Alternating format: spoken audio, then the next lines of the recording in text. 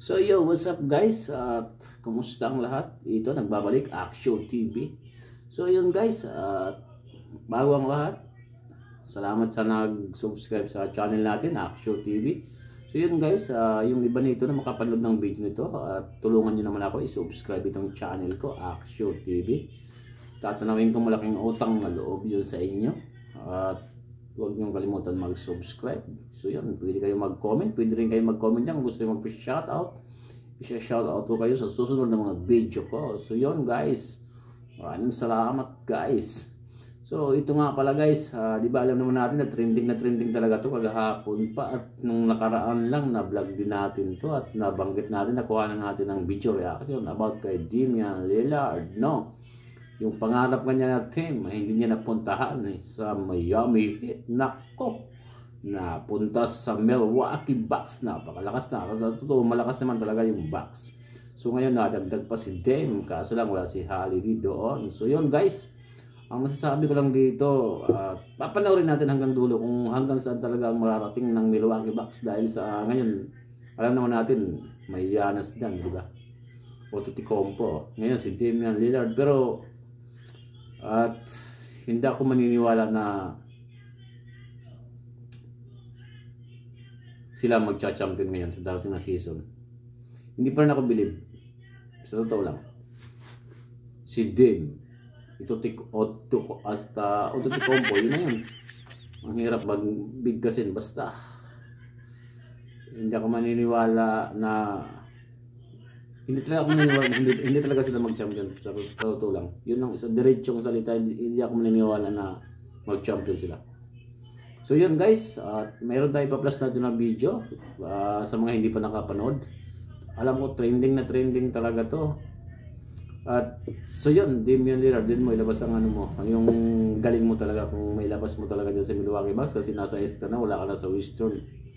O diba? So yun guys, huwag natin patagaling guys. Ito, i-play natin dito para mapanood din nyo ang hindi pa nakapanood dito. Alam ko, kagahapon pa to, pero pasensya na sa mga hindi pa nakanood. So yun, huwag nyo kalimutan mag-subscribe sa channel natin. Tara guys, panoorin mo to kung hindi mo pa napanood. Let's go. So kahapon nga ay ginawa ko pa lamang ang video na Milwaukee Bucks ang posibleng maging dark horse sa agawan kay Damian Lillard. Well, 2:30 AM Philippine time nang opisyal nang makumpleto ang 3-team trade kung saan mapupunta sa Milwaukee Bucks si Damian Lillard. Sa Portland Trail Blazers naman si DeAndre Ayton, Jrue Holiday, Tuamani Camara, 2029 first round draft pick ng Milwaukee Bucks at pick swap ng Bucks. Habang sa Suns naman ay nakuha nila si Jusuf Nurkic, Nasir Little, Keon Johnson at Grayson Allen. Sa palagay ko nga ay maganda ang trade na ito for all three teams. Wala nang sobrang lugi at wala din naman sobrang panalo. Ang Suns ay nakakuha ng pamalit na center para kay Ayton at kasama pa dyan ang mga ilang role players. Isang bagay na nawala sa kanila sa Kevin Durant and Bradley Beal trade. Ang Blazers naman ay nabigyan ng mga all-star caliber players at draft picks kapalit ang kanilang long-time superstar. Habang ang Bucks naman ay nabigyan ng superstar na pwede nilang ipares kay Giannis upang ipanatili itong masaya bago magkapirmahan ng panibagong kontrata. Ang duo ni Giannis at ni Damian Lillard ay inaasahan na magiging ang pinakamatinding duo sa buong NBA ngayon. Meron nga silang same mindset na talagang gustong manalo at hindi nga sila yung typical superstar na madaming kaibigan sa labas ng court o mga pa-showbiz. Meron nga silang low-key personality at focus talaga sila sa basketball. May 22 nang may isang Twitter fan ang nagtanong kay Damian Lillard kung sino ba ang gusto niya maging kakampi sa NBA ngayon at si Giannis nga ang kanyang naging sagot. Habang si Giannis naman ay unang pinili si Dame Time kaysa kay Jrue Holiday sa reserves ng All-Star Game. So mutual nga ang kagustuhan nila na magkampi. Ganun pa man, pareho nga silang loyal sa kanilang team. Ngunit dumating na nga ang oras na humingi ng trade si Damian Lillard at ito na tayo ngayon. May panibago ng kaduo si Giannis at magiging third option naman nila si Chris Middleton. Walang duda na maganda ang combination ni Giannis at ni Lillard sa opensa. Ngunit ang pag-alis nga nila kay Jrue Holiday at Grayson Allen, humina mga kaibigan ng perimeter defense ng Bucks. So hindi nga natin tiyak kung tapos na ba ang mga galaw na ginagawa ng Bucks mga kaibigan. Ang expected na starting lineup ng Milwaukee Bucks ngayon ay si Damian Lillard sa point guard position, Pat Connaughton sa shooting guard, Chris Middleton sa small forward, Giannis Antetokounmpo at Brook Lopez naman sa front court. Nasa bench din sila Bobby Portis, Jay Crowder at Malik Beasley.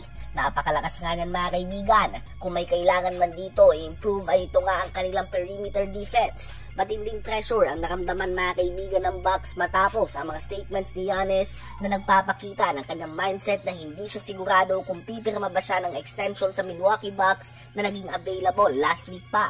Si Damian Lillard naman ay sinabi na sa kanyang Twitter account na excited na siya para sa panibagong chapter niya sa Milwaukee Bucks, habang si Jimmy Butler naman ng Miami Heat ay nagre-reklamo na sa NBA na tampering daw ang Milwaukee Bucks. Ito ang video mga kaibigan. Yo, NBA, man. Y'all need to look into the Bucks for tampering. Y'all do. I'm just gonna put that out there. Y'all didn't hear it from me, but I heard it through some. So yun nga nangyari guys, parang umiyak si Jimmy Butler kasi hindi napunta si Dame sa team ng Miami Heat. So yun guys, huwag niyo kalimutan mag-subscribe sa channel natin at mag-comment. Pwede kayong magpa-shoutout, comment lang kayo. So yun guys, maraming salamat. Sana maging masaya si Dame sa Milwaukee Bucks. Titingnan natin kung anong magagawa ng Milwaukee Bucks na nasa kanila na si Damian Lillard. So yun, galingan mo Dame sa Milwaukee Bucks. So yun, maraming salamat. Huwag niyong kalimutan mag-subscribe sa channel natin. At yun ang nangyari na trade sa wakas si Dame. Kaso lang sa Milwaukee Bucks.